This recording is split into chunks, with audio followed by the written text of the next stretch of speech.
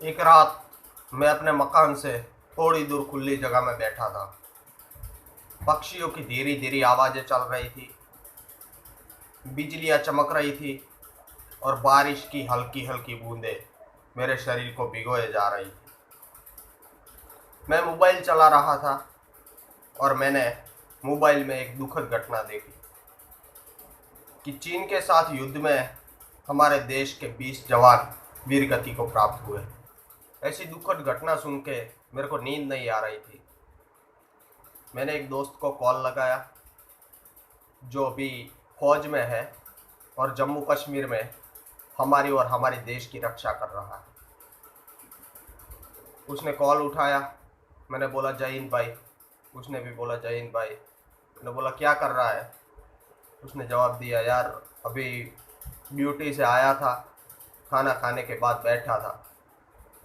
तो मैंने बोला यार हमारे देश की इतनी दुखद घटना हो गई, नींद नहीं आ रही थी तो सोचा तेरे को कॉल करता हूँ। तो बाद में उसने मेरे को एक स्टोरी बताई जो मैं आपको बताने जा रहा हूँ। उसने मुझे स्टोरी बताई बाबा हरभजन सिंह की।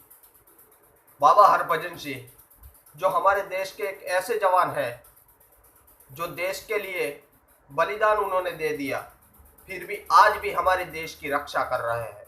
बाबा हरभजन सिंह का जन्म 30 अगस्त 1946 में पाकिस्तान के पंजाब में हुआ था। फिर भारत और पाकिस्तान का बंटवारा हुआ तो वो भारत आ गए। वो अमृतसर से सैनिक बने और पंजाब रेजिमेंट ज्वाइन किया और फिर 30 जून 1965 में उन्हें 14 राजपूत रेजिमेंट के साथ पोस्ट कर दिया गया। वहाँ पर भारत पाकिस्तान के युद्ध में उन्होंने महत्व की भूमिका निभाई और फिर उन्हें पंजाब रेजिमेंट के साथ सिक्किम में पोस्ट कर दिया गया। 4 अक्टूबर 1968 में वो सिक्किम में वीर गति को प्राप्त हुए। वो नाथुला बॉर्डर पर सेना के लिए कुछ सामान लेके जा रहे थे और बर्फ में फंस जाने की वजह से उन्होंने देश के लिए अपनी जान न्यौछावर कर दी। कहानी यहाँ खत्म नहीं होती, बल्कि कहानी तो अब शुरू हो रही है। जब उनका पार्थिव शरीर नहीं मिल रहा था तब उनके एक साथी के सपने में आके उन्होंने अपना पार्थिव शरीर किस स्थान पे है वो जगह बताई और वहाँ खोज करने के बाद उनका जो पार्थिव शरीर था वो वही जगह से मिला जहाँ बाबा हरभजन सिंह ने उनको सपने में आके बताया था।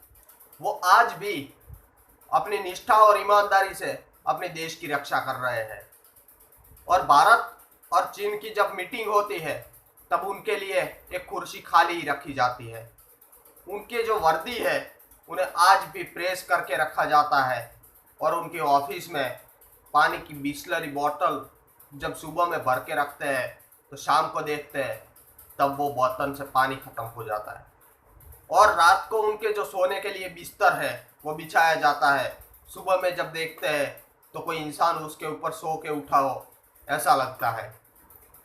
और जब रात को ड्यूटी निभाते वक्त किसी जवान को नींद का झोंका आ जाता है तो बाबा हरभजन सिंह उसे थपाट मार के जगा देते हैं और आर्मी उन्हें 2 महीने के लिए छुट्टी देती है और छुट्टी के वक्त वो अपने घर जाते हैं।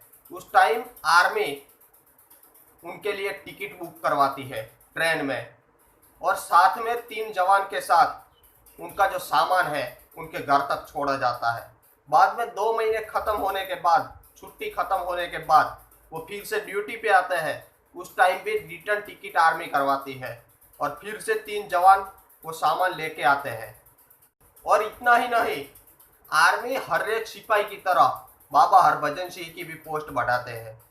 जब उनका देहांत हुआ उस टाइम वो सिपाही थे और आज वो कैप्टन की पोस्ट पे है।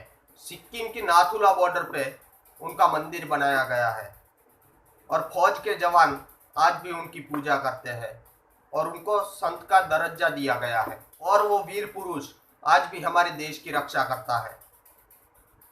तो आपको यह जानकारी पसंद आई हो तो कमेंट में जय हिंद जरूर लिखें। जय हिंद, वंदे मातरम, भारत माता की जय।